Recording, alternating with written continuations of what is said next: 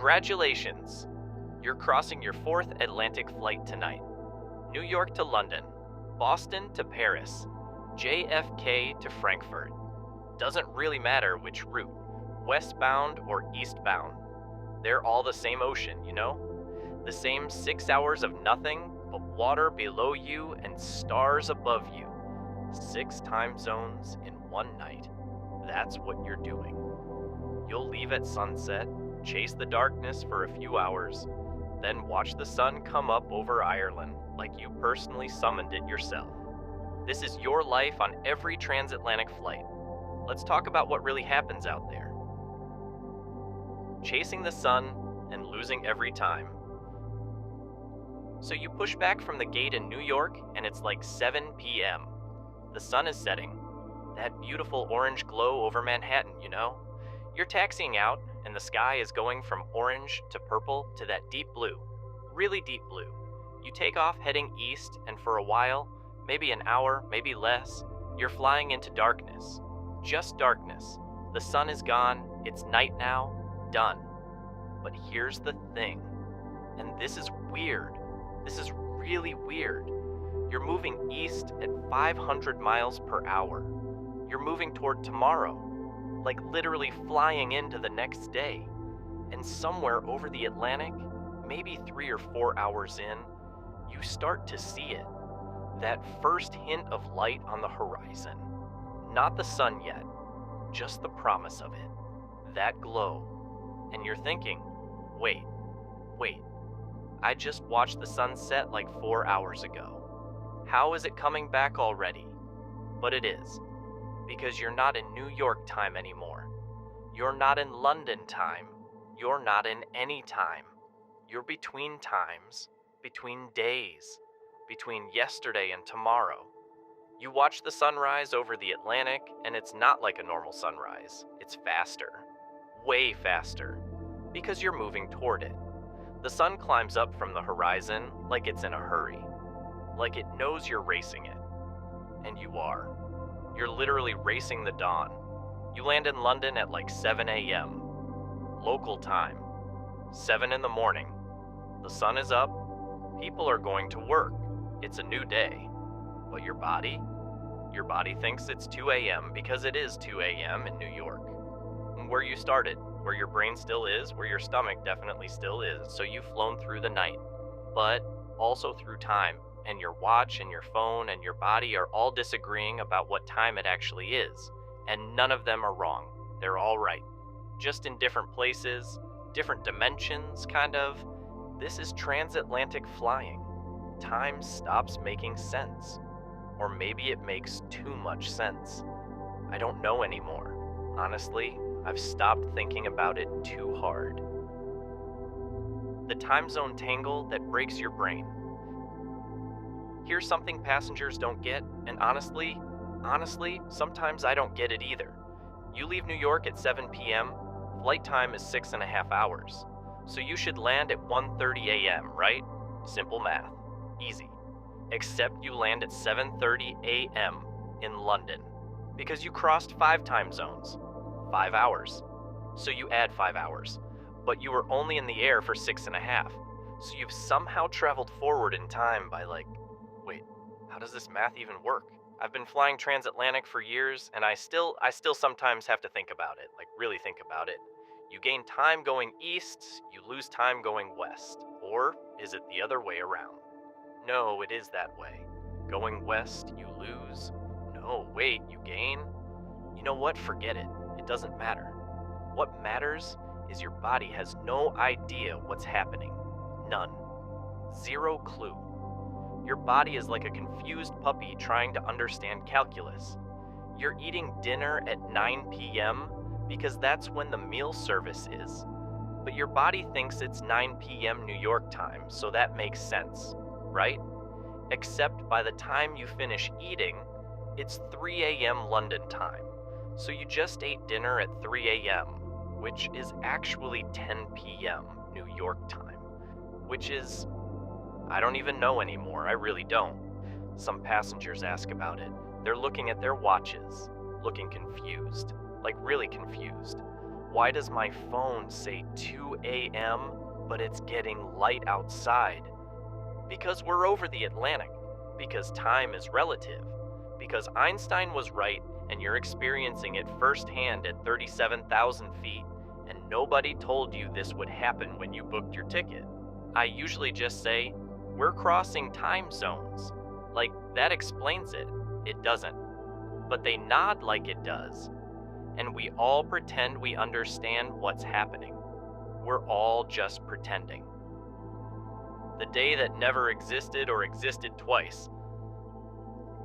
Flying westbound is even weirder. Way weirder. Like, buckle up because this is gonna hurt your brain. You leave London at 11 a.m. Flight time is 7.5 hours. Longer going west because you're fighting the jet stream, fighting those winds. So you should land at 6:30 p.m., right? Simple math again. You land at 2 p.m. in New York. 2 p.m. You flew for 7.5 hours and you landed 4.5 hours earlier than you should have? How? How does that work? What kind of sorcery is this? Because you went back in time, you crossed 5 time zones the other way. You subtracted 5 hours, you flew into yesterday. Kind of. Sort of. Time is fake. Time is a social construct and we're all just living in it. The really weird part, and this is where it gets really weird, is when you do a turnaround. You fly to London, you have a 24-hour layover, then you fly back. You leave New York on Tuesday, you land in London on Wednesday. You leave London on Thursday. You land in New York on Thursday. Same day, same Thursday. You left London and arrived in New York on the same day, even though you flew for 7.5 hours. Where did Thursday go? What happened to that time? Did you live it twice? Did you skip it? I don't know. Nobody knows. We're just out here breaking the laws of physics every night like it's no big deal. And your body, oh man, your body hates this. Your body is designed for 24-hour days. For sunrise and sunset happening at reasonable intervals. Not for flying through 6 sunrises in a week. Not for eating breakfast at midnight and dinner at dawn.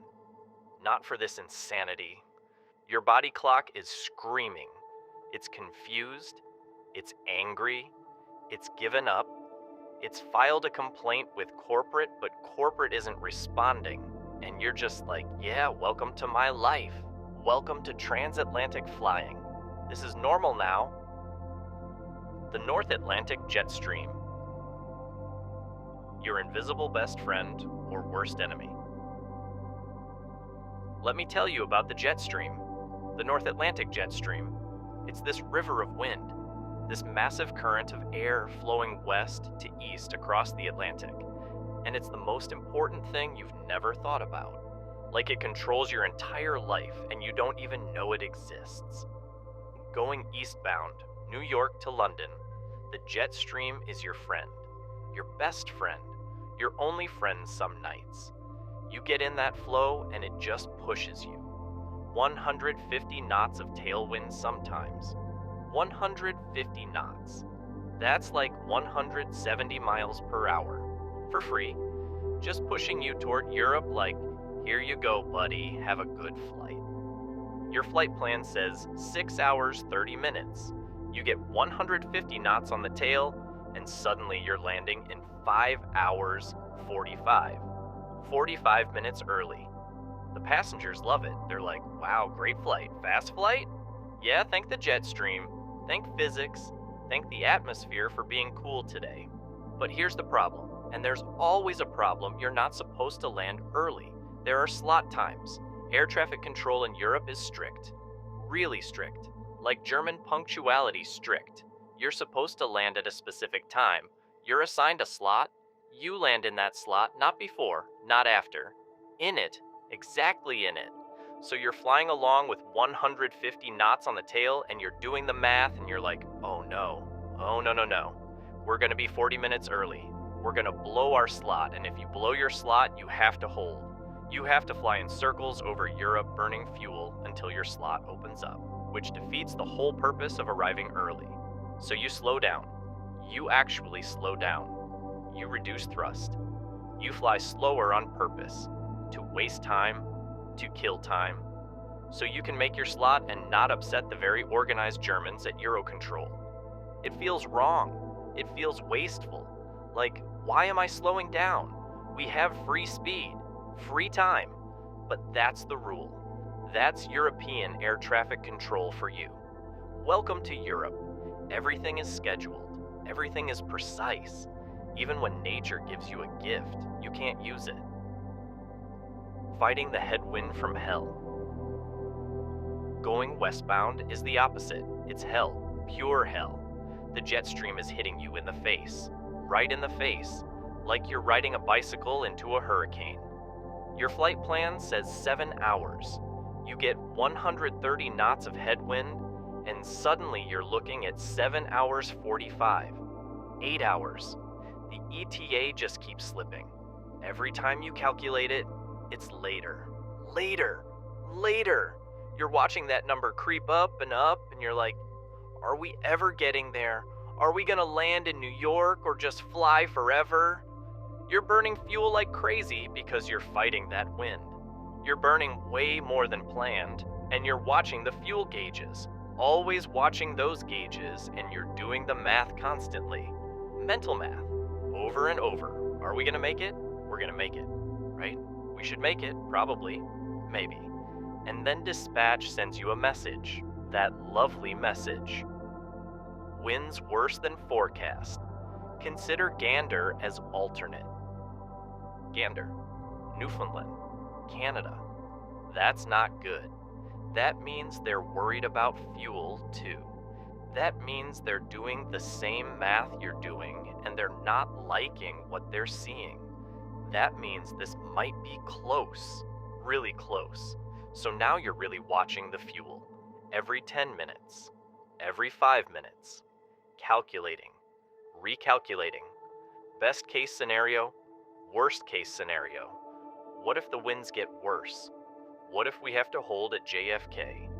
What if we have to divert? What if? Most of the time you make it. You always make it. Well, almost always. But sometimes you have to divert. Sometimes you're flying to New York and you land in Gander instead. And now you're dealing with customs in Canada and rebooking 300 angry passengers, and the company is mad and everyone's mad, and it's a whole thing. A whole terrible thing. All because of wind. Wind you can't see. Wind you can't feel up here. Wind that's just out there somewhere at 37,000 feet, screwing up your day and making your life difficult for no reason. When the jet stream just disappears. Sometimes, and this is rare, but it happens, it definitely happens, the jet stream just isn't there. You're expecting 100 knots on the tail going eastbound. You're counting on it. You're planning your whole flight around it. You get 20 or 30 or sometimes nothing. 0, just calm air, just nothing. And now your 5-hour, 45-minute flight is back to 6.5 hours. Normal flight time. No bonus. No early arrival. No free speed. Just normal. Just regular. Just disappointing. The passengers don't notice. They don't know any different. But you notice. You were planning on that tailwind. You were counting on it. You were excited about landing early and getting to the hotel and maybe getting some decent sleep before your body completely gives up, and it's not there. The jet stream betrayed you. Or the jet stream moves. It's supposed to be at FL 340 to 34,000 feet, but it moved up to FL 380, and you're at FL 340, so you're not in it. You're below it. You're under it. Missing it by 4,000 feet. You can see other airplanes above you on TCAS, and you just know, they're getting pushed along while you're down here in calm air like a chump, like an idiot who didn't climb high enough. Can we climb to flight level 380? Unable due to weight. Great. Perfect. You're too heavy to climb into the good winds, so you just sit there, at flight level 340, watching other planes above you, living their best life while you suffer. The jet stream is fickle, it's unpredictable, it's moody, like a temperamental cat. and it controls your life more than you'd like to admit. Way more than you'd like to admit. The ocean below and the fear you don't talk about. 6 hours of absolutely nowhere to land. Here's what gets me, and I mean really gets me. Like, keeps me up sometimes. You're over the Atlantic for 6 hours. 6 straight hours. And there is nowhere to land. Nowhere. Just ocean. Cold, dark, deep ocean that doesn't care about you or your problems. If something goes really wrong, and I mean really wrong, like catastrophically wrong, your options are limited. Really limited. You can try to make it to Iceland, or Greenland if you're on the northern track, or the Azores if you're lucky and you're on a southern route. But those are hours away. Hours, not minutes. Hours. And if both engines fail, which they won't, but if they did, just hypothetically, you're going in the water. That's it. That's the option. Water. Cold Atlantic water. In the middle of nowhere. In the dark. With 300 people who trusted you. Every transatlantic pilot knows this. We don't talk about it. But we know it. We all know it. You're out there over the Atlantic, and there's this little voice in the back of your head. A tiny voice that won't shut up. And it's saying, you're over an ocean with nowhere to land for 6 hours. Just so you know. Just wanted to remind you. And you push that voice down. You ignore it. You tell it to shut up. Because statistically, everything's fine. The engines are reliable. Really reliable. The systems are redundant. Everything is designed to not fail. And it doesn't fail. Almost never fails. But almost never isn't never. Almost never still leaves room for maybe. So you check the engine instruments, every scan, every few minutes, every few seconds sometimes. Oil pressure good? Good. Oil temperature good? Good. Vibration normal. Normal? N1 normal? Normal.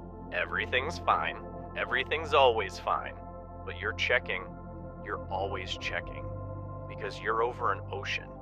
Because you're responsible for 300 people. Because that little voice won't shut up. Because you know that if something goes wrong out here, your options are bad. Really bad. The HF radio crackle of loneliness. HF radio over the Atlantic is the loneliest sound in the world. I mean it. That static, that crackle, that sense of distance. You're so far from everything. So far from everyone. So far from help. Gander Center, United 837, position, and you wait. The radio crackles. Static, more static. Nothing. Then finally, after what feels like forever. United 37, Gander, go ahead. The voice is broken, fragmented. You can barely hear it through the static. It sounds like they're talking through a tin can from the 1950s, but you make your position report anyway because that's the job. Gander Center, United 837, 50 West at time 0312, flight level 360, estimating 40 West at 0355, 30 West next. More crackling, then. United 37, Roger, report, 40 West. And that's it. That's your contact with the world. A broken radio transmission through static. You're out there alone. Really alone. Gander Center is there somewhere, but they're just a voice in the noise. Just like you. Just another voice in the static. Some nights the HF is quiet. Really quiet. Hours go by. Nothing. Just silence and static. Just you and the ocean and the engines humming. And you start to feel it. That isolation, that distance. That weird awareness that you're further from land than most people will ever be in their entire lives. Further from help, further from everything, further from safety. And then another airplane checks in. Gander Center, Air France 447, position. and you're like, oh yeah, oh right, there are other people out here, other airplanes, other pilots doing the same thing, crossing the same ocean, fighting the same winds, watching the same instruments. You can't see them, but they're there, somewhere in the dark, somewhere over the water, and that's comforting. Kind of. A little bit. You're not alone, not really. There are others, invisible others, but others nonetheless. The NAT tracks, invisible highways through nothing. The North Atlantic tracks, the NAT tracks, these invisible highways across the ocean. They change every day, every single day, based on the winds, based on the jet stream, based on traffic, based on magic probably. You get your oceanic clearance. Cleared NAT track Charlie, FL 360. Track Charlie. Okay, you look at the chart. Track Charlie today goes from 51 north, 50 west, to 51 north, 40 west, to 51 north, 30 west. All the way across. These arbitrary points in the middle of nowhere. These coordinates that mean nothing except they mean everything. And you fly that track. Exactly. You stay on that track. You don't deviate. You don't wander. Because everyone else is on their track too. Track Alpha above you. Track Bravo below you. Track Delta to the south. Everyone in their lane. Everyone separated by 1,000 feet vertically and a few miles laterally. Everyone trusting that everyone else is doing what they're supposed to. But here's the thing, and this is the scary thing. There's no radar out here. Nobody's watching. Nobody can see you. You're flying on trust. Trusting that everyone's doing what they're supposed to. Trusting that everyone's on their assigned track at their assigned altitude. Trusting that the system works. And it does work. It always works. It has to work. But you think about it sometimes. At 3 a.m. over the middle of the ocean, when you're tired and your mind wanders. You think about how you're trusting your life to a system of invisible tracks and position reports on scratchy HF radio. And it's a weird feeling. Really weird. The superstition you don't break. There's this unspoken rule. This superstition, and I'm serious about this. You never joke about engine failures over the Atlantic. Never. You just don't. You don't even bring it up. You don't make light of it. You don't tempt fate. You can joke about them over land, over the US or Europe or wherever. Oh, what if we lose an engine here? Ha ha ha. Funny, hilarious. There's a runway every 50 miles. No big deal. Land anywhere. Easy. But over the Atlantic? You don't say it. You don't even think it too hard. You don't play the scenario in your head. It's bad luck. It's tempting fate. It's asking for trouble. It's inviting the universe to test you. I've flown with guys who won't even do the engine failure scenario mentally.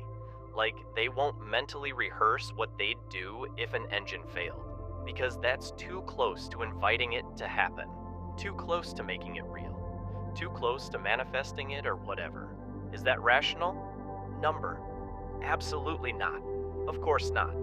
Engines don't fail because you thought about them failing. That's not how physics works. But every transatlantic pilot has some version of this superstition. Some version of don't jinx it. Some version of don't talk about the bad thing. Because we're out here over the ocean with nowhere to land, and maybe, just maybe, if we don't talk about it, it won't happen. If we don't acknowledge the possibility, it won't become real. If we stay quiet, we stay safe. Pilots are weird. We're superstitious. We knock on wood. We have lucky pens. We have rituals. We have seat preferences. We have routines. And one of those rituals is not talking about the bad thing over the big ocean. It's dumb, but we all do it. Jet lag, fatigue, and your body basically giving up on life. Eating dinner at 2 a.m. or is it breakfast? Okay, so meal service happens. We're like 2 hours into the flight. It's 9 p.m. New York time, which means it's 2 a.m. London time. But we're somewhere over the Atlantic, so what time is it really? Who knows? Does time even exist here? Doubtful. The flight attendants bring up food. Captain, what would you like? Chicken or pasta? I don't know. I have no idea. What meal is this? Is this dinner? Is this a midnight snack? Is this second dinner? Is this breakfast? Is this brunch? My body has no idea what it wants. My stomach is like, are we hungry? Should we be hungry? What's happening? Why are you doing this to me? But you eat anyway, because you need fuel. You need energy. You're going to be flying this airplane for 4 more hours, and you can't do that on an empty stomach. So you eat the chicken, or the pasta. Whatever they bring you, it doesn't matter. It all tastes like airplane food anyway. That distinctive flavor of, we reheated this in a convection oven at 35,000 feet. And you're eating, and you're trying to stay alert, and you're thinking about how there are 300 passengers behind you eating the same meal right now. They're eating dinner at 2 a.m. London time, and nobody's questioning it. Nobody's raising their hand going, excuse me, isn't this weird? Everyone's just going along with this fiction that it's dinner time, sure. Okay, dinner time at 2 a.m. Makes perfect sense. This is fine. Everything's fine. Going westbound is worse. Way worse. Like exponentially worse. You leave London at 11 a.m. That's normal. That's a reasonable time. That's when normal people do normal things. You have a light lunch before the flight. Maybe a sandwich, some coffee. Normal. Then you take off. And 3 hours in, 2 p.m. London time, the flight attendants start the meal service. Because it's meal service time apparently. They bring up food. Would you like the beef or the fish? It's 9 a.m. New York time. In my head, in my body clock, in my stomach's opinion, it's morning, breakfast time. I should be eating eggs or cereal or pancakes or something breakfasty. And they're giving me beef or fish. Lunch, they're serving me lunch at breakfast time, and you eat it. Because what else are you gonna do? You can't not eat. You need food, you need calories, you need something, so you eat the beef or the fish, whatever, and you try not to think about how wrong this feels, how backwards everything is, how your body is screaming at you that this is not correct. You eat when food appears. That's the rule. Forget about breakfast, lunch, dinner, forget about meal names. Those are for people who live in one time zone. You eat when food appears and you're grateful for it. The crew rests bunk. A carpeted coffin. There's a bunk. A crew rest bunk. On these long flights, you're required to take a break. A rest period. FAA regulations. You have to rest. So you go back to the bunk and you try to sleep while the airplane you're responsible for flies itself over the Atlantic Ocean with 300 people on board. No pressure. The bunk is tiny. I mean, tiny. Like really tiny. It's like a coffin. A carpeted coffin with a little light and a little strap to keep you from rolling off during turbulence. And you lay down in this coffin and you try to sleep while everything in your body is confused about what's happening.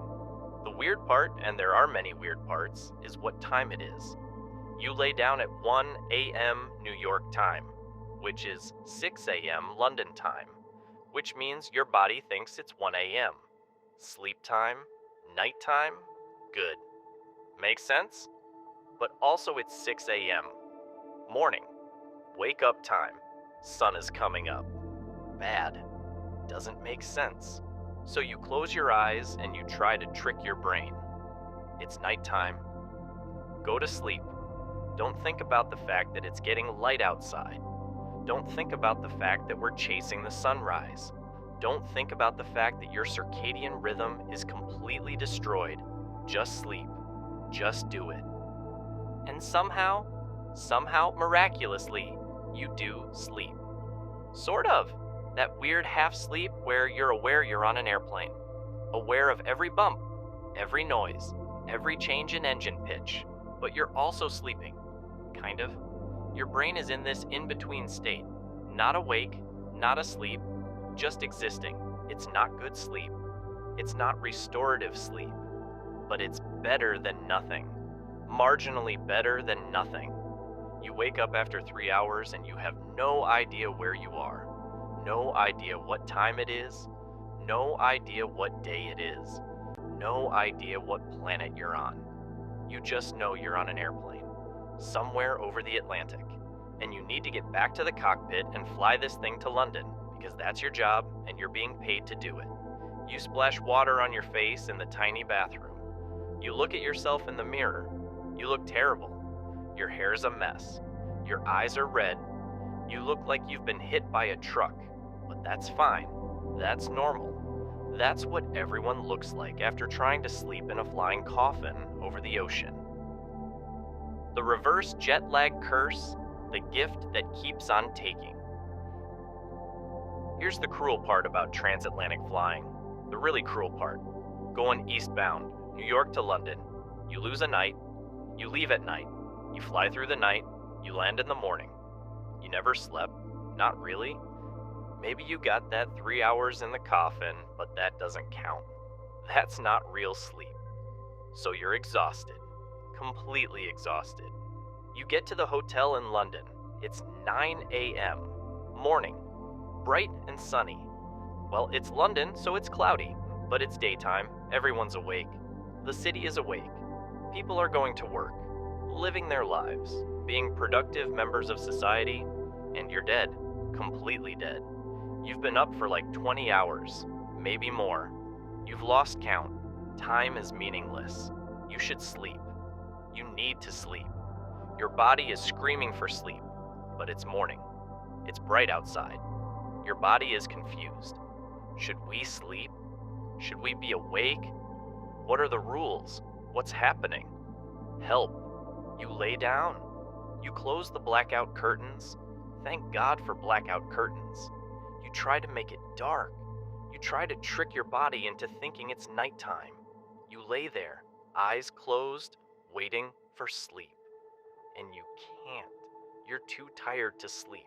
Does that make sense? It doesn't make sense, but it's true. You're too wired, too exhausted. Your body is tired, but your brain won't shut off. Your brain is like, we should be doing something. We should be alert. Something's wrong. Why are we laying down in the morning? So you lay there, eyes closed, not sleeping, just existing in this weird in-between state, this limbo, this purgatory of almost sleep. Finally, maybe around noon, maybe later, you fall asleep, and you sleep hard, really hard, like death sleep. You sleep for like 6 hours straight, deep sleep, the kind of sleep where you don't move, don't dream, just cease to exist for 6 hours. You wake up at 6 p.m. Dinner time? Evening.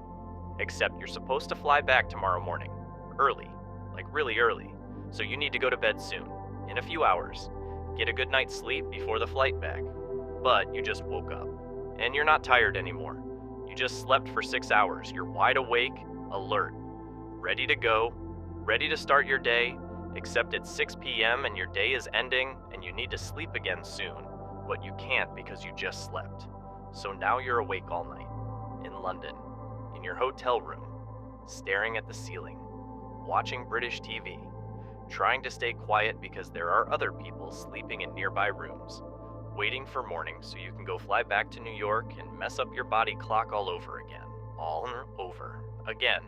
Going westbound is just as bad. Different, but just as bad. Maybe worse. You leave London in the morning. Normal time. You fly all day.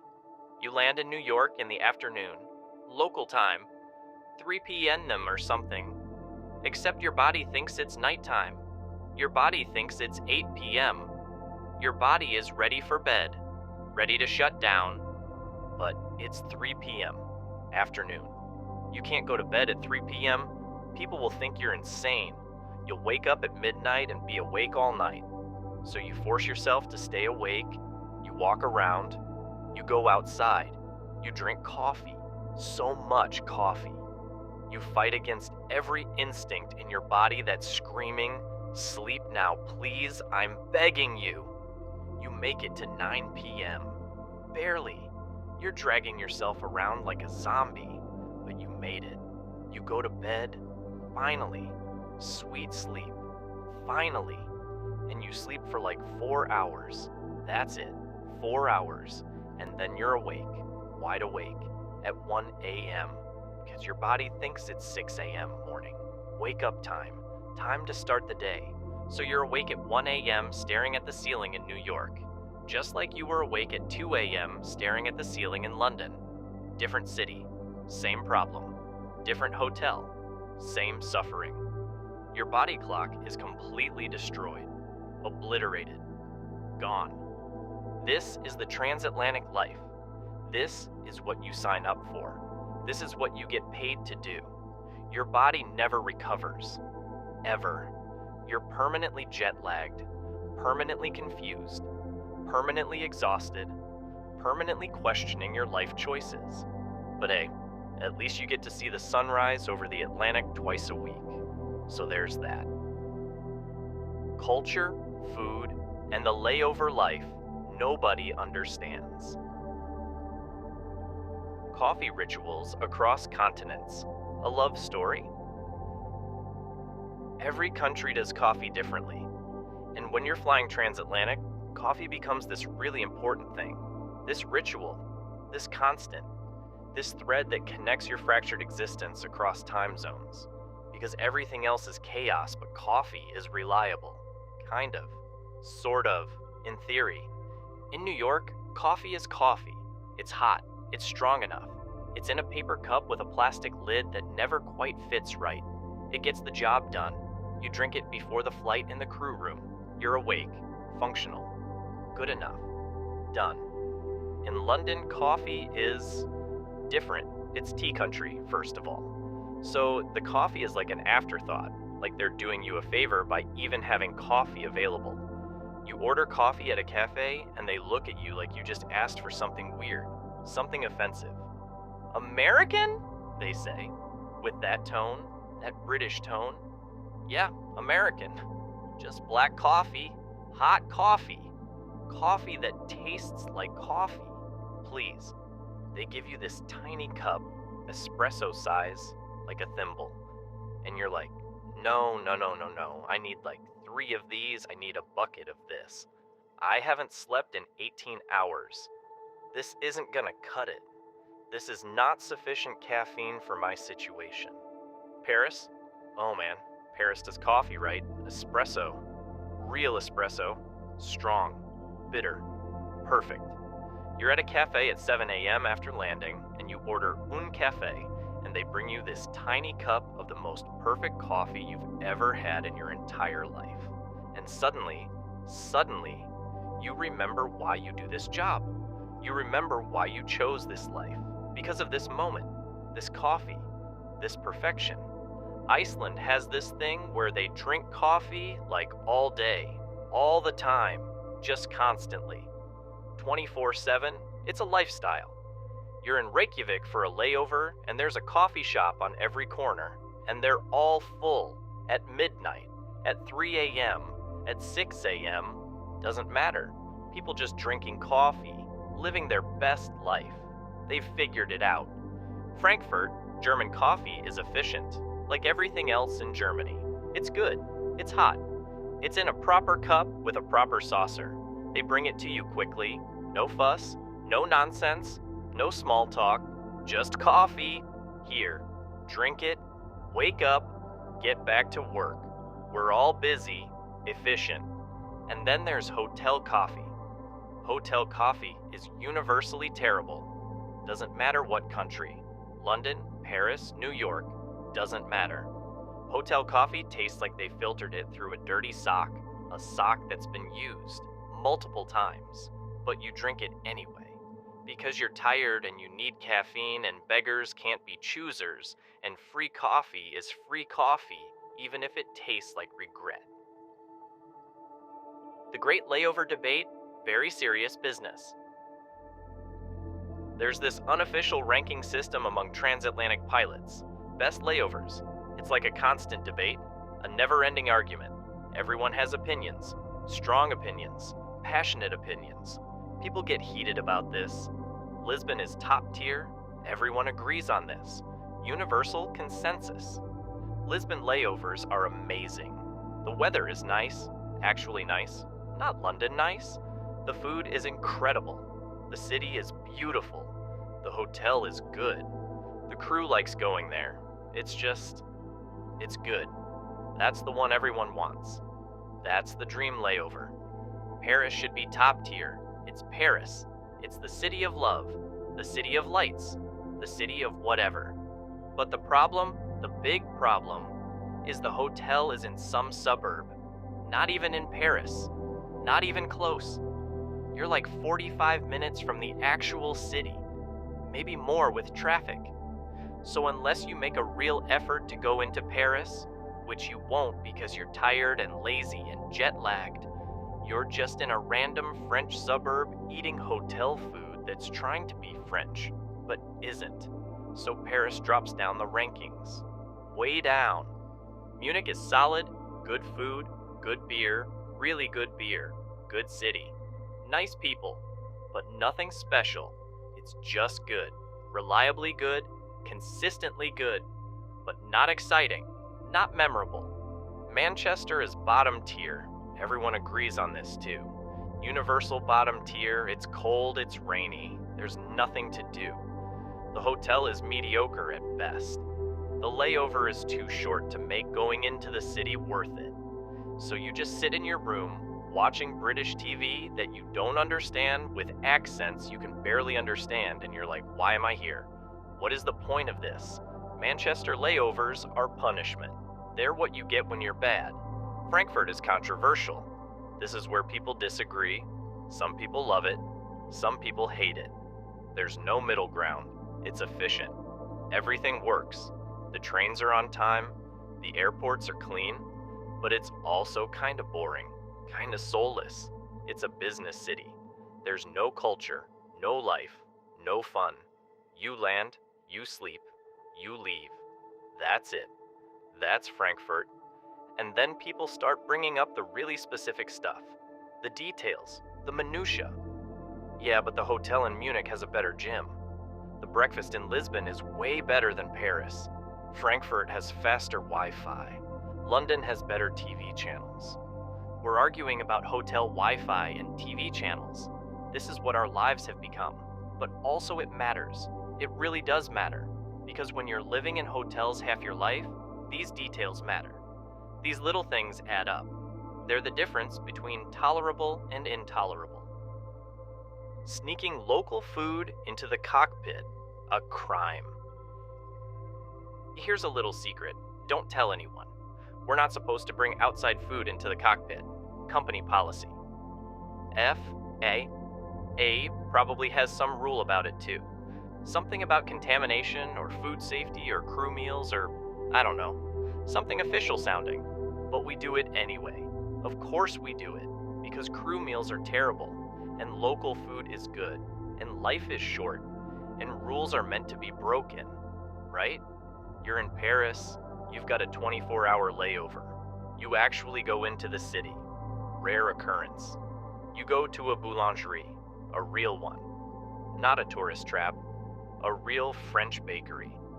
You buy like 3 croissants and a pain au chocolat. They're still warm, fresh from the oven. They smell amazing. They smell like heaven. You're salivating just carrying them back to the hotel in your little paper bag.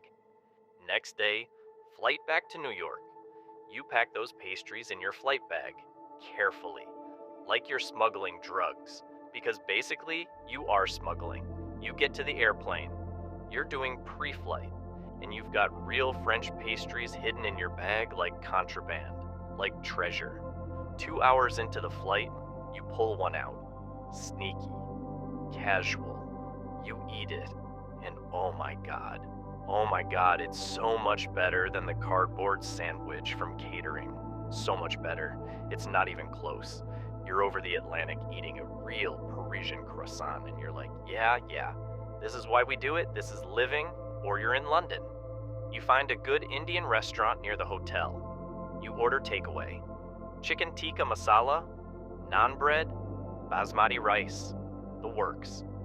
You eat half of it in your hotel room while watching bad British TV. You pack the other half into a container, into your bag. Next day, you're flying back. You're in cruise. You heat up that leftover Indian food in the little galley oven. Not supposed to do that either, but whatever. The whole cockpit smells like curry, like turmeric and spices and deliciousness. The other pilot is looking at you like, where did you get that? That's not from catering. Where? Tell me. Secret source, you say. Mysterious. And you share. Because you're not a monster. You're not heartless. You share your secret smuggled Indian food because that's the right thing to do. This is the good life. This is living. Eating real food at 37,000 feet over the Atlantic while everyone else is eating airplane chicken that tastes like sadness, or airplane pasta that's somehow both overcooked and undercooked at the same time. Don't tell the company, but also everyone does it. Everyone. The captains, the FOS, the flight attendants, the pilots, everyone. Everyone's smuggling food. It's an open secret. We all know. We all do it. Nobody says anything. It's beautiful.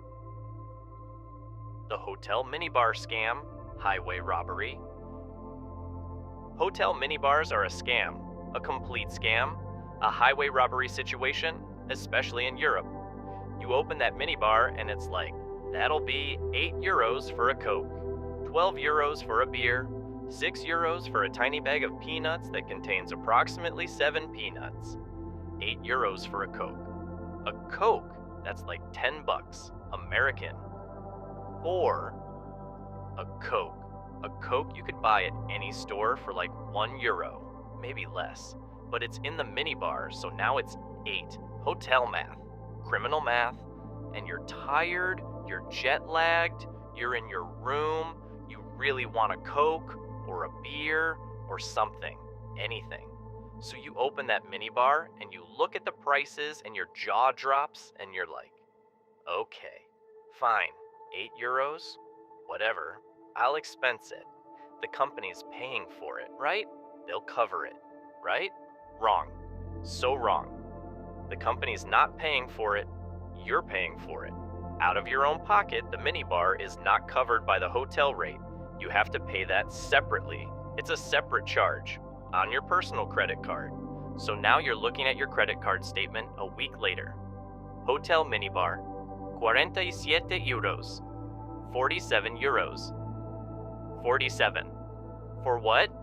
A beer, 2 Cokes, some peanuts, maybe a candy bar. How did that add up to 47 euros? How? Hotel math. Criminal math, theft.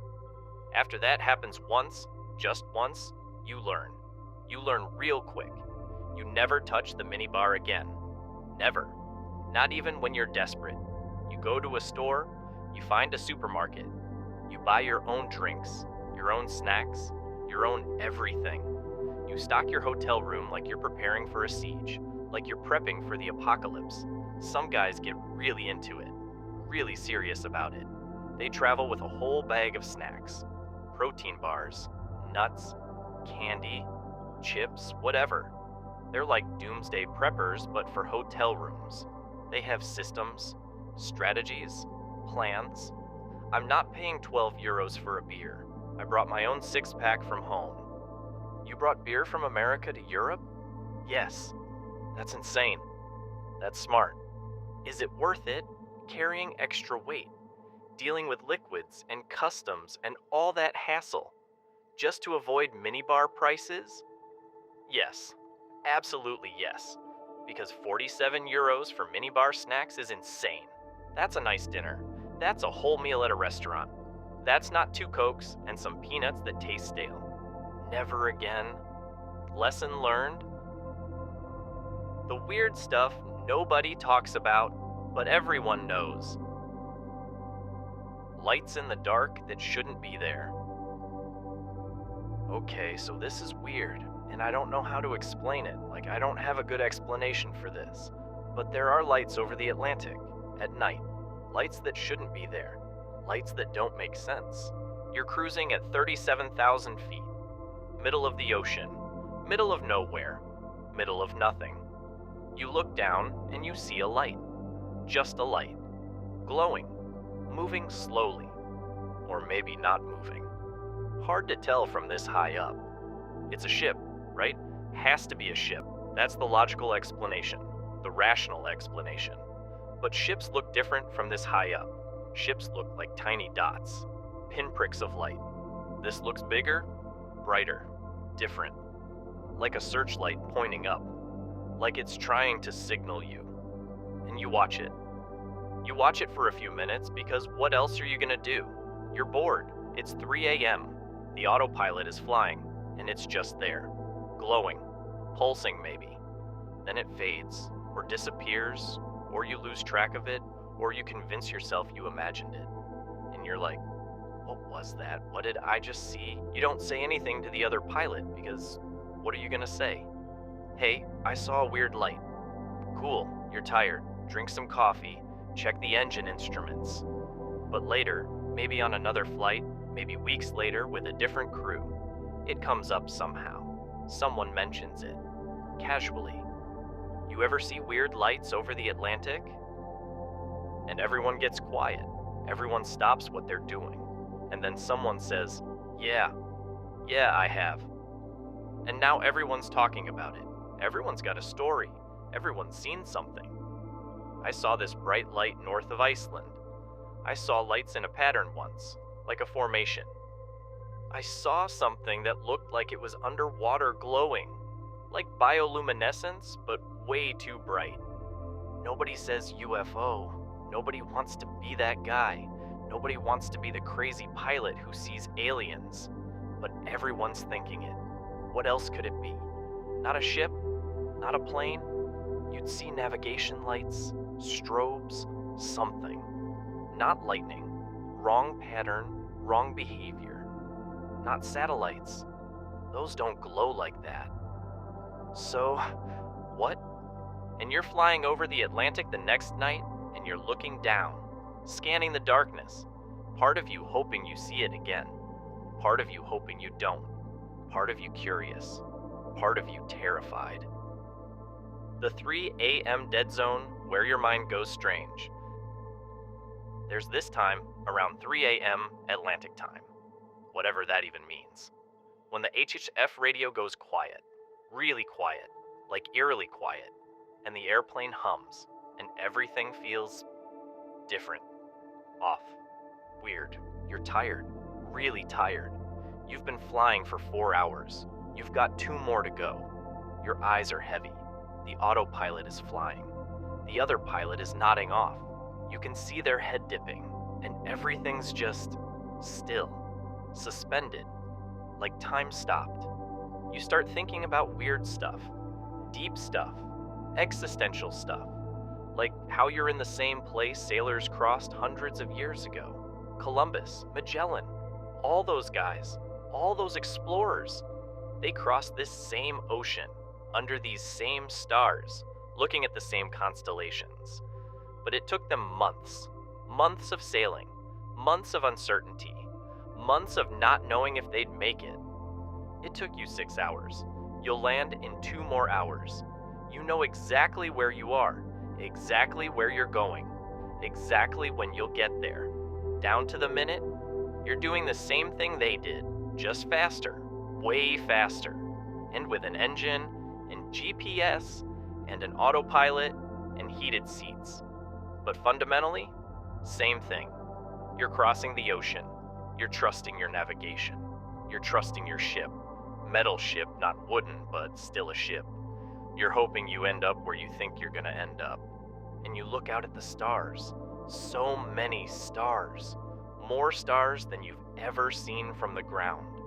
More stars than most people will ever see in their entire lives. No light pollution out here. No cities, no nothing. Just stars. Just universe. Just infinity. And you feel small. Really small. You're in this metal tube 7 miles above the ocean. There are 300 people behind you trusting you with their lives. They don't even know your name. They just trust that you know what you're doing.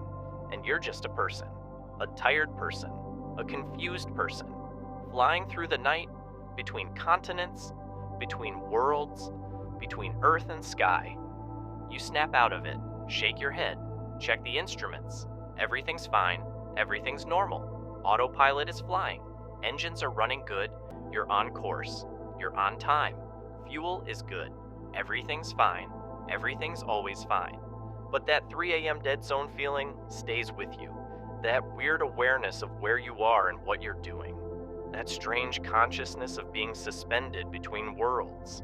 It's heavy, it's surreal, it's beautiful and terrifying at the same time. Some pilots love it. That quiet time, that thinking time, that space to just be alone with your thoughts and the universe. Some pilots hate it. They want to talk. They want distraction. They want noise. They don't want to think about how small they are, how alone they are, how far from everything they are, how temporary everything is. I'm somewhere in between.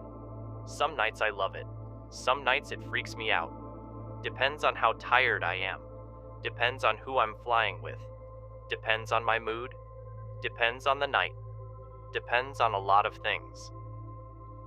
The ghost radio calls that don't make sense. Sometimes, not often, but sometimes, often enough, you hear things on HF radio that don't make sense. Radio calls that seem wrong, off, strange, voices that sound different. You're monitoring HF. Someone makes a position report. Gander Center, Speedbird 214, 40 west at time 0320, flight level 380. And the voice sounds weird. Distant, like it's coming from far away, which it is. Everyone's far away over the Atlantic. Everyone's hundreds of miles away, but this is different. This sounds like it's coming from really far away, like another dimension, like another reality bleeding through. And then nothing. No response from Gander, no readback, just silence, static, nothing. You wait. Maybe they'll call again. They don't. And you're like, did I just imagine that? Was that real?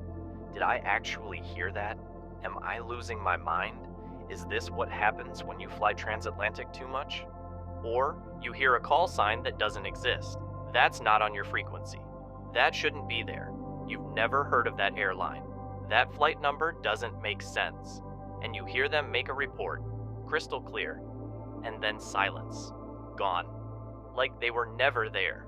Most of the time there's a rational explanation. Has to be. Someone on the wrong frequency. Radio interference. Overlapping transmissions. Atmospheric conditions doing weird things to radio waves.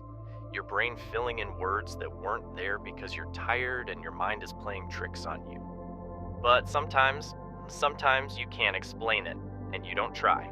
You just file it away. Another weird thing that happened over the Atlantic. Another story you might tell someday at a bar. 2 other pilots will nod and say, yeah, I've heard that too. Or might not. Might just keep to yourself. Because what are you gonna say? I heard a ghost on HF radio. Yeah, okay, sure. Drink some coffee. You're tired. Get some sleep in the bunk. You're hallucinating. But you know what you heard, and the other pilot knows what they heard. And neither of you says anything. You just fly. Keep flying. Keep crossing the ocean. Keep doing the job. Keep pretending everything's normal. The Atlantic is weird. That's all. It's weird out here. Things happen. Weird things happen. And you accept it. And you move on. And you don't talk about it because nobody wants to be the crazy pilot. Nature, beauty, and the moments that make it worth it. Flying over Iceland, another planet. Iceland from the air is unreal. Absolutely unreal. Like you're not on Earth anymore. Like you're on Mars or some alien world. You're flying over and you look down and it's like another planet. Volcanoes, glaciers, black sand, green moss, geothermal pools, lava fields. All of it. All at once. If it's daytime, you can see everything. The detail is incredible. The lava fields look like someone spilled ink across the landscape, like an artist went crazy with black paint. The glaciers look like frozen rivers, white and blue and impossibly bright, blinding almost. If it's nighttime and you're lucky, really lucky, you see the aurora, the northern lights, and oh man, the aurora from a cockpit is something else. It's not like seeing it from the ground. I've seen it from the ground. It's cool, it's nice, it's above you. From the cockpit, it's all around you, it's below you, it's eye level, it's everywhere. You're in it, you're flying through it. Green lights dancing, curtains of light, moving and shifting and pulsing, like the sky is alive, like the atmosphere is breathing, like the planet is showing off, like nature is putting on a show just for you, and you just watch. You can't not watch. The autopilot is flying, everything's fine, everything's on track, so you just sit there and watch the aurora and feel grateful, deeply grateful. Grateful that this is your job, grateful that you get to see this, grateful that you're here, in this moment, in this place, above Iceland, above the world, between Earth and space. The other pilot is watching too. Neither of you says anything, you just watch. Because what is there to say? It's beautiful, that's all. It's just beautiful. Words would ruin it. The edge of daylight, the boundary between worlds. There's this moment when you're flying east, chasing the sunrise, chasing the dawn, and you hit this edge, this boundary, this line, where you can see night and day at the same time, both simultaneously. To the west, behind you, it's dark, still dark, stars, night, the Atlantic glowing faintly under moonlight. To the east, ahead of you, it's light, dawn, morning, the sun painting the clouds orange and pink and gold and purple, every color, all the colors. And you're right there in the middle, right on the edge, on the boundary, between night and day, between darkness and light, between yesterday and tomorrow, between past and future. It's one horizon, but it's two worlds, and you're flying through it. You're crossing that boundary, moving from night into day, from darkness into light, from one reality into another. It's poetic, it's metaphorical, it's all the things. It's what life is. Transitions, boundaries, changes. But mostly, it's just beautiful. Simple beauty. The kind you can only see from up here. The kind most people never see. The kind that makes everything worth it.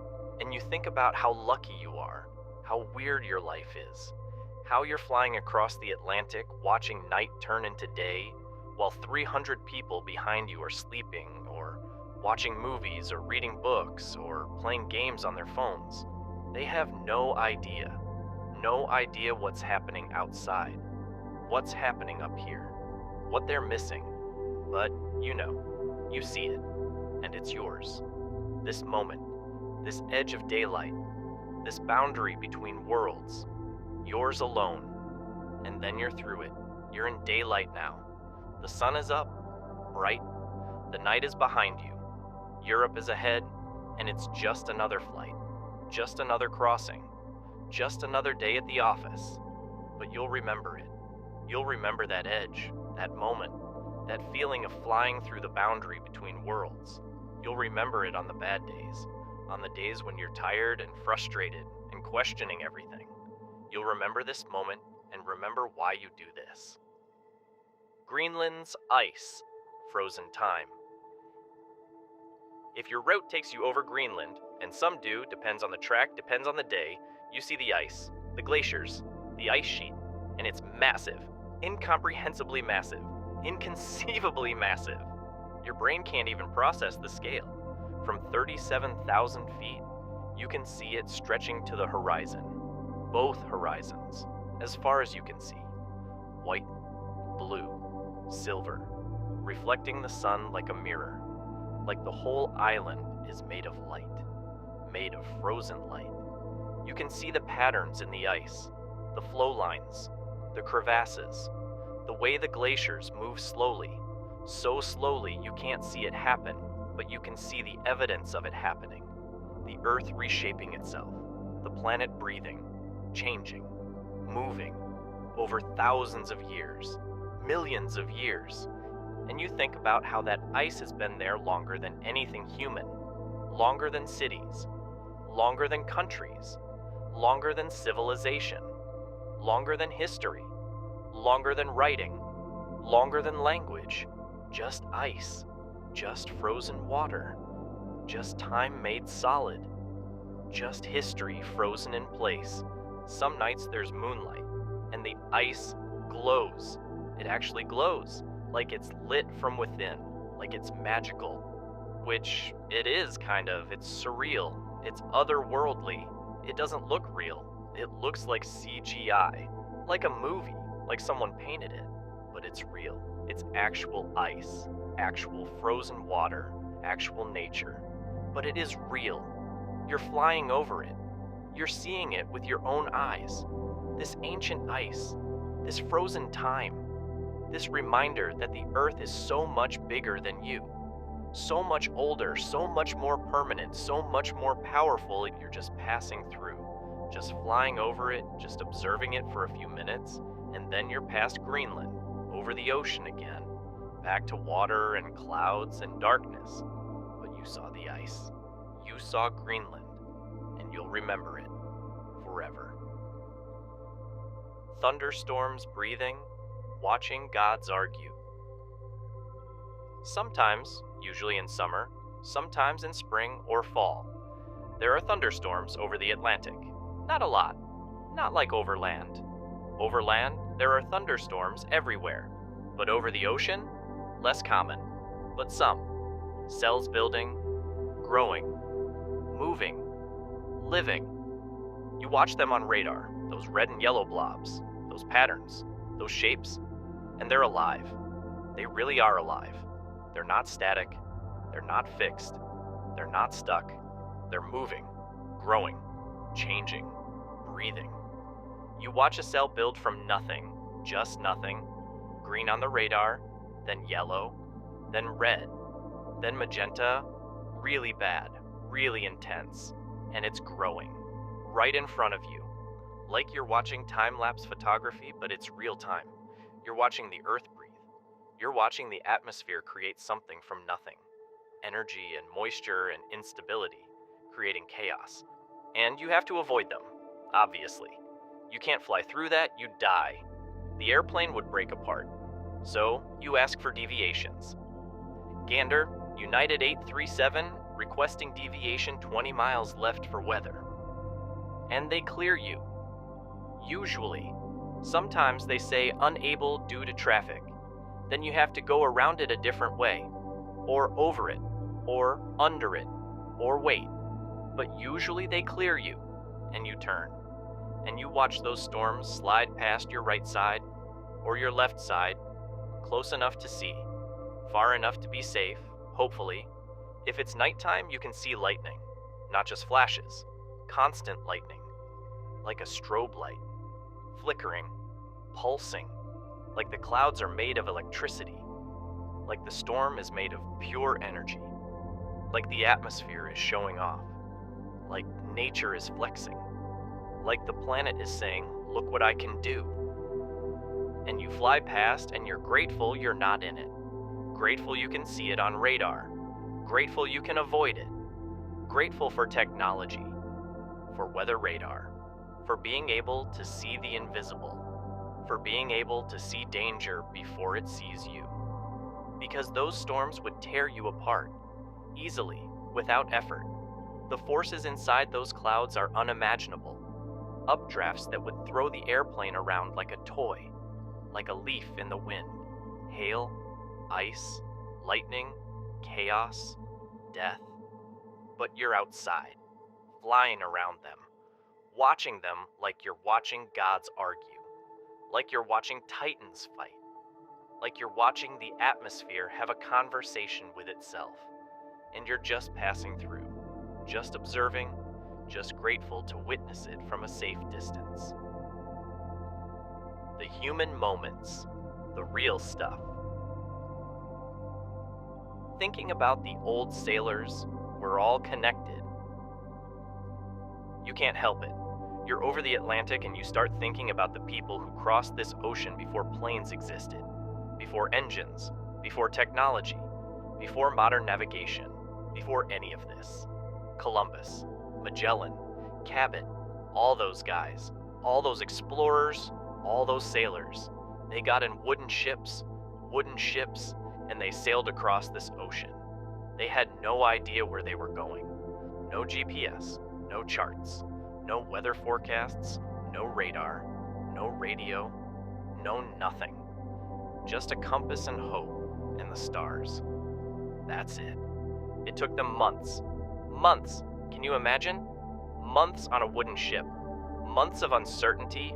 Months of fear. They ran out of food, out of water. People died, got sick, starved, ships sank, storms destroyed them, and the ones who made it, the ones who survived, they had no idea if they'd ever make it back. No idea if they'd ever see home again. And you're doing the same journey in 6 hours. 6 hours. You left New York. You'll land in London. You know exactly where you are, exactly where you're going, exactly when you'll get there. Down to the minute, down to the second almost. You're eating a meal, drinking coffee, talking to the other pilot. Comfortable, safe, warm, climate controlled. The engines are running. The autopilot is flying. You're fine. Everything's fine. Everything's so easy, so simple, so safe. But fundamentally, you're doing what they did. You're crossing the ocean. You're trusting your navigation. You're trusting your ship. Metal ship with wings, not wooden ship with sails, but still a ship. You're going from one side of the world to the other, from one continent to another, from one reality to another. And you feel connected to them, those old sailors, those explorers, those crazy people who looked at the ocean and thought, I wonder what's on the other side, and then went to find out. You're part of the same tradition, the same lineage, the same story. Crossing the ocean, going to new places, coming back, doing it again. Repeat forever. It's humbling, it's profound. It makes you realize that what you're doing, what seems routine, what seems boring sometimes, what seems like just a job, is actually incredible, actually impossible by the standards of most of human history, actually magic. You're flying, over the ocean, across time zones, between continents, between worlds, and that's magic. That's actual magic, just dressed up in technologies and procedures and checklists and paperwork. The strange intimacy of the cockpit. Confessions at 37,000 feet. You spend 6 hours in a cockpit with one other person, sometimes two others if there's a relief pilot, but usually just one, just you and them. And you talk, or you don't talk, but you're together in this tiny space for hours, for an entire night, for an entire crossing. Some guys you click with immediately, instantly. You're making jokes within 5 minutes, telling stories, having actual conversations about life and family and hobbies and whatever. The time flies. 6 hours feels like 2. It's easy, natural, fun. Some guys you don't click with. It's awkward, uncomfortable, forced. You're both professional. You do the job. You're polite, but it's weird, stilted. 6 hours feels like 12. Feels like forever. Feels like torture. But either way, whether you like them or not, whether it's easy or hard, there's this intimacy, this closeness, this weird bond, because you're sharing something. You're crossing the Atlantic together. You're both half delirious from jet lag, both exhausted, both trying to stay alert, both responsible for 300 people, both alone over the ocean. You're vulnerable together. You're tired together. You're watching the sunrise together. You're monitoring the fuel together. You're making decisions together. You're living through this weird experience together. And sometimes, in that 3 a.m. dead zone, when the HF radio is quiet and the passengers are sleeping and you're just flying through the night and nothing's happening, you have real conversations. Deep conversations, honest conversations about life, about regrets, about dreams, about fear, about hopes, about failures, about everything. Things you wouldn't normally talk about. Things you wouldn't say to your friends or family or spouse or anyone. But here, in this cockpit, over the Atlantic, at 37,000 feet in the dark, you say them because it feels safe, because it feels anonymous, because you'll probably never see this person again, because tomorrow you'll land and they'll go their way and you'll go yours, and this moment will be gone. So you're honest, really honest. And those conversations, those weird, intimate 3 a.m. conversations, stay with you. You remember them. Years later, you remember what they said, what you said, what it felt like to be that honest, that open, that human, that vulnerable. Control and surrender, the pilot's paradox. There's this paradox in flying, this tension, this contradiction. You're in control of everything. You're flying the airplane, making decisions, managing systems, monitoring everything. You're the pilot in command. You're responsible. You're in charge. You're the authority. But you're also surrendering to everything. To the weather, to the winds, to the jet stream, to the systems, to the automation, to physics, to reality.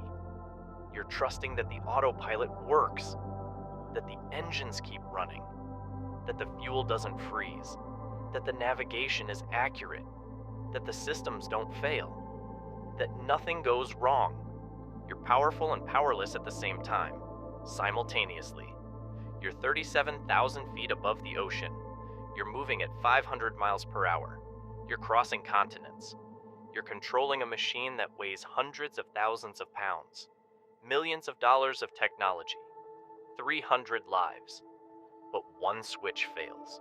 One system goes wrong. One engine quits. One thing breaks. And suddenly you're not in control anymore. You're managing, you're reacting, you're hoping, you're praying, you're doing your best. You're surrendering to the situation and trying to survive it.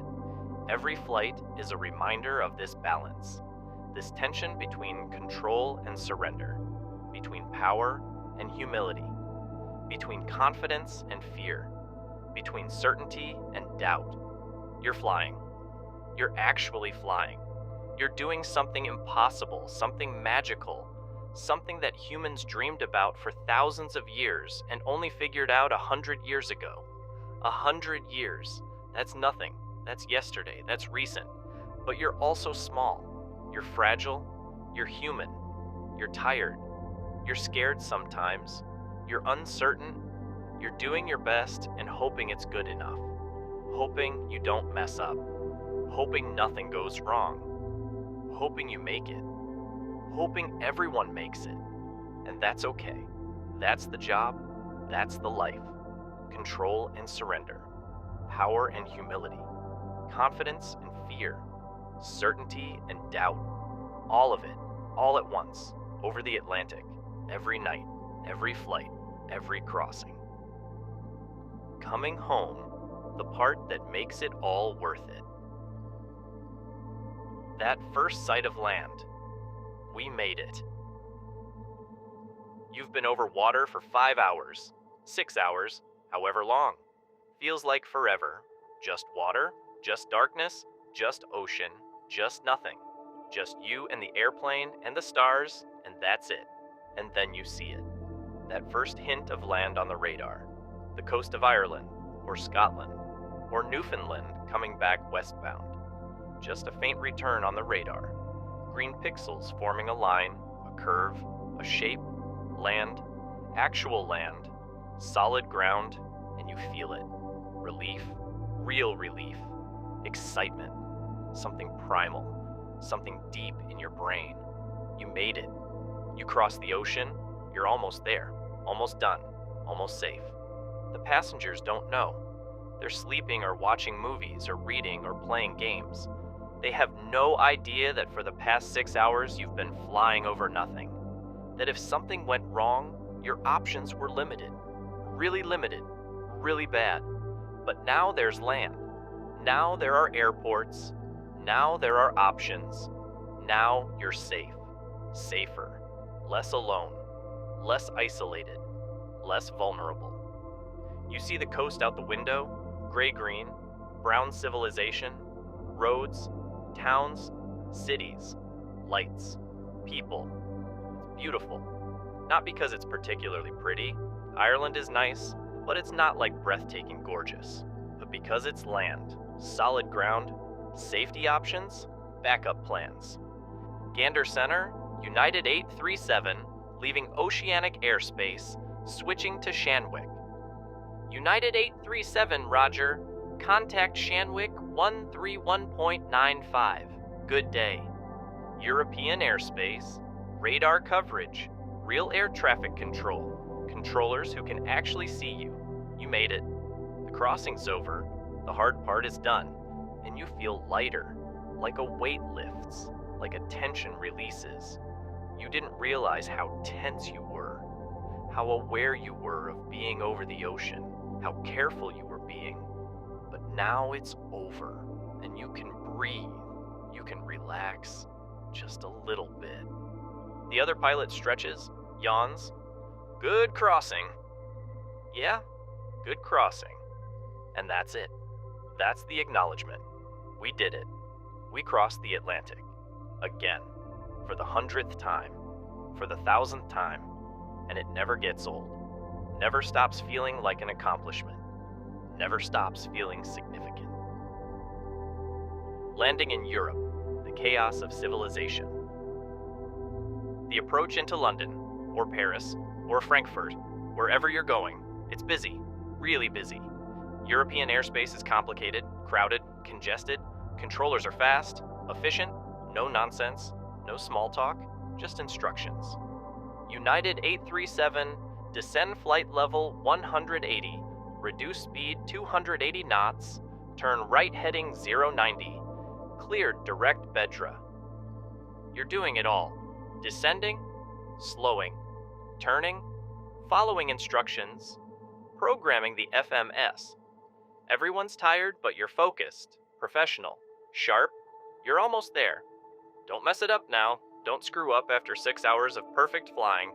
The weather is usually gray. Clouds. Rain. Typical European weather. You're flying an instrument approach, ILS. You don't see the runway until you're like 200 feet above it. Then there it is. Concrete. Lights. Safety home. Well, not home, but close enough. End of the line. Touchdown. Smooth or not. Doesn't really matter. You're on the ground. The Atlantic is behind you. You made it. You actually made it. The passengers clap sometimes. That weird thing where people clap when the plane lands. Like this was in doubt. Like we might not make it. Like we were doing this for the first time. But secretly, you appreciate it. Because yeah, we made it. We crossed an ocean in the dark. We navigated by stars and satellites and math. We fought headwinds or rode tailwinds. We managed systems and fuel and fatigue and our own failing bodies. And we got you here safely. All 300 of you. Safe and sound. Alive and well. So yeah, clap. Why not? We earned it, kind of. Taxi to the gate. European airports are massive. So much taxiing. So many turns. So many taxiways. You're following the signs. Following the charts. Trying not to get lost. But you're on the ground. You're safe. The hard part is over. You shut down. Run the checklist. Fill out the paperwork. Gather your stuff. You're exhausted. Completely and totally and utterly exhausted. But you did it. Another transatlantic flight complete. Another crossing survived. The London hotel room. Jet lag hell. You get to the hotel. It's 9 a.m. London time, 4 a.m. New York time. Your body has no idea what's happening. None. Zero. Your body gave up trying to figure it out 3 time zones ago. You're exhausted, but wired. Tired, but too tired to sleep. It's that weird state where you're so tired you're almost hallucinating, but also too alert to actually rest. You check in, you go to your room, you drop your bags. They hit the floor with a thud. You look at the bed, you should sleep. You know you should sleep. Everyone says you should sleep. All the advice says adapt to local time, stay awake until evening, don't nap. But you also just flew for 6 hours. You've been awake for 20 hours, maybe more. You've lost count. Your body is screaming, begging, pleading, sleep, please. I'm begging you, just let me sleep. You compromise with yourself. You'll nap. Just a quick nap, 2 hours. That's reasonable. That's adapting, but also resting. That's smart. That's a good plan. You lay down. Still in your uniform? You'll change later. Right now you just need to close your eyes. Just for a minute. Just to rest your eyes. Just for a second. You're asleep instantly. Out cold. Dead to the world. Gone. You wake up 6 hours later, it's 3 p.m., afternoon. You slept through the whole day, the entire day, gone. And now you're awake, wide awake, and you're supposed to fly back tomorrow morning, early, like really early. So you need to sleep tonight, get a good night's sleep. Be rested for the flight home. But you just slept for 6 hours. You're not tired anymore. You're wide awake, alert, ready to start your day, except your day is ending and everyone else's day is ending and you need to sleep in a few hours, but you can't because you just slept. This is the transatlantic life. This is the cycle, the trap, the paradox. You can't win, you just try to survive. Try to sleep when you can. Try to stay awake when you should. Try to trick your body into adjusting. Try to function on minimal sleep and maximum coffee and pure willpower. You look out the window. London. Gray, rainy. Of course it's raining. It's always raining in London. People going about their lives, normal people with normal schedules. They woke up this morning in London. They'll go to sleep tonight in London. They'll wake up tomorrow in London. Same place, same time zone, same reality. Normal life. You woke up in New York. You flew through the night. You're in London now. Tomorrow you'll fly back. You'll wake up in London and go to sleep in New York. Different continent, different reality. Weird life, but it's yours. This is what you chose. This is the job. This is transatlantic flying. This is the life. The return flight, doing it all again, but backwards. Briefing for home, the light at the end of the tunnel. You're at the airport, London Heathrow, the briefing room, meeting a new crew. Or maybe the same crew. Doesn't really matter. Different people, but same job, same ocean, same crossing. You're doing it all again, but this time you're going west, fighting the jet stream, fighting the winds, going home. The flight plan says 7 hours 30 minutes, maybe 8 hours depending on winds. That's longer than eastbound. Way longer. An hour longer. Maybe more. You're going to be in this cockpit for a long time. A really long time, and you're tired already. You didn't sleep well. You never sleep well in London. Or anywhere that's not home. Anywhere that's not your own bed with your own pillow in your own time zone. Your body is confused. Your mind is fuzzy. But you're professional. You're ready. You can do this. You've done it 1,000 times. You can do it again. The departure is routine. Taxi, takeoff, climb. Europe slides away behind you. Green fields, gray clouds. Cities getting smaller. Soon you're over the ocean again. going the other way, heading home, finally heading home. The sun is higher in the sky. You left at noon the London time, it's daytime, bright. You're flying through the day, which is weird because you're used to flying through the night going eastbound. This feels wrong, backwards, but it's fine. It's just different. It's the same ocean, just different direction. The headwind hits you an hour in. You check the winds aloft, 120 knots on the nose, right in your face. You're barely moving. Well, you're moving, but not as fast as you should be. The ground speed is terrible, painful to look at. Gander Radio, United 837, requesting flight level 320 for better winds. United 837, Gander, unable due to traffic. Maintain flight level 360. Great, perfect. You're stuck at FL 360 in terrible winds. The ETA keeps slipping. 7 hours 40 minutes now, 7:50. 8 hours. You're watching it slide, helpless. The jet stream is destroying you, beating you up, and there's nothing you can do about it. But what can you do? Nothing. You just fly. You just accept it. You just wait. You just endure. Hours of waiting. Hours of watching the fuel burn. Hours of monitoring. Hours of nothing. This is westbound. This is the Atlantic going home. It's always slower, always harder, always more tedious, always more frustrating, but you're going home. That's the trade-off. You're fighting the wind, but you're going home, and that makes it worth it. Barely. Kind of. Chasing yesterday. Time travel is real. Here's the weird part about flying west. The really weird part. You're chasing time, going backwards, rewinding. You leave London at noon. 7 hours later, 7 hours of flying, you land in New York at 2 p.m. Same day. You flew for 7 hours and time moved 2 hours forward. What? How? Time is broken. Time doesn't make sense. Your brain hurts thinking about it. You're tired. Really tired. Exhausted. But it's 2 p.m. Afternoon. Early afternoon. You can't go to sleep, you just woke up. Technically, your body woke up at 6 a.m. London time, which was 1 a.m. New York time, which was... you don't even know anymore. You've given up trying to understand.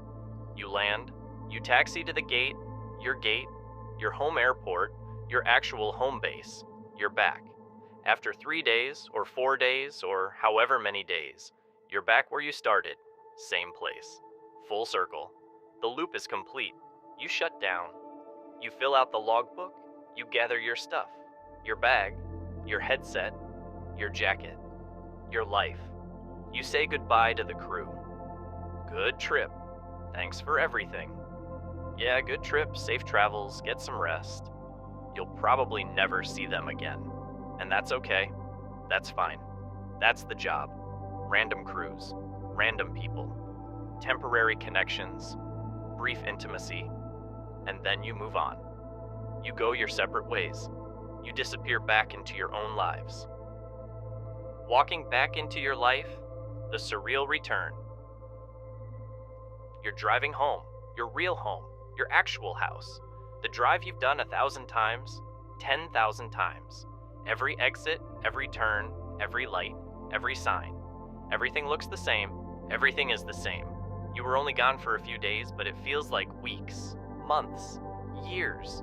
You pull into your driveway, you turn off the car, you sit there for a second, just sitting, just breathing. You're exhausted, completely wrecked, destroyed, but you're home, actually home, real home. Not a hotel, not a layover, not a foreign city. Home. You walk in. Your family is there. They hear you come in. You're back. You're back. You crossed the Atlantic twice. You flew through 6 time zones. You watched the sun set and rise and set again. You navigated by stars and satellites and math. You fought winds and fatigue and your own body clock and your own mind. And now you're home. Finally home. How was the trip? Long, really long, tiring, but fine. It was fine. They don't really understand. How could they? They can't. They've been here, in the same place, in the same time zone, living normal lives, sleeping in their own beds, eating meals at normal times. They haven't been everywhere and nowhere.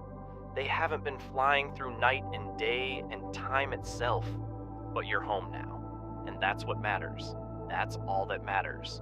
You drop your bags, right there in the hallway. You'll unpack tomorrow, or the next day, or next week.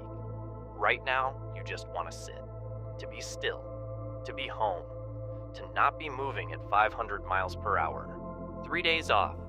That's what you get. 3 days to recover, to sleep in your own bed, to remember what normal time feels like, to eat meals at normal times, to be a normal person, and then you'll do it all again. Another Atlantic crossing, another night of flying, another sunrise over Ireland, another arrival in London, another hotel room, another layover, another return trip, another everything. This is your life, on every transatlantic flight, every single one. The crossing, the ocean, the time zones, the fatigue, the beauty, the loneliness, the weird intimacy, the moments of fear, the moments of wonder, the lights that shouldn't be there, the 3 a.m. dead zone, the sunrise over the water, the edge between night and day, all of it. And you know what?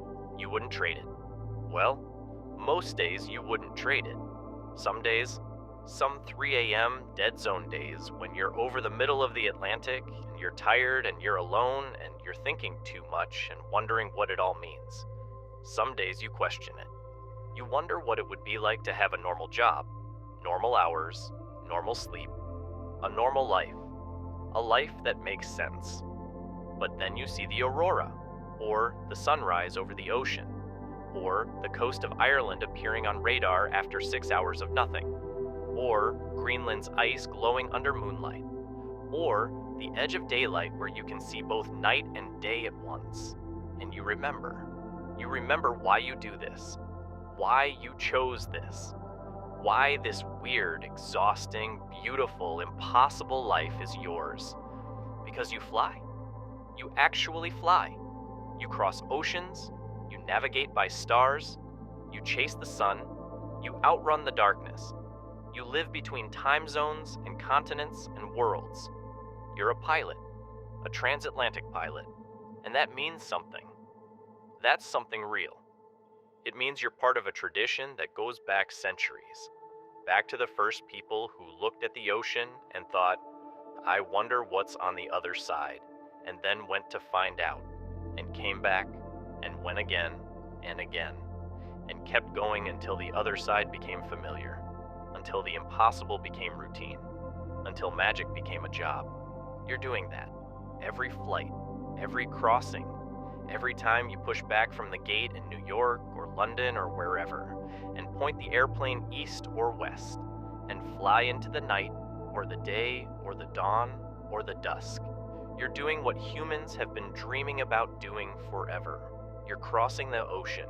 You're going to the other side. You're coming back and doing it again. And that's everything. That's the whole thing. That's why you're tired and jet-lagged and confused and exhausted and sometimes questioning everything. Because you're living a life that most people can't even imagine. A life between worlds, between times, between earth and sky, between control and surrender, between power and vulnerability. This is your life. On every transatlantic flight, on every crossing, on every journey between continents. And most days, you're grateful for it. Most days.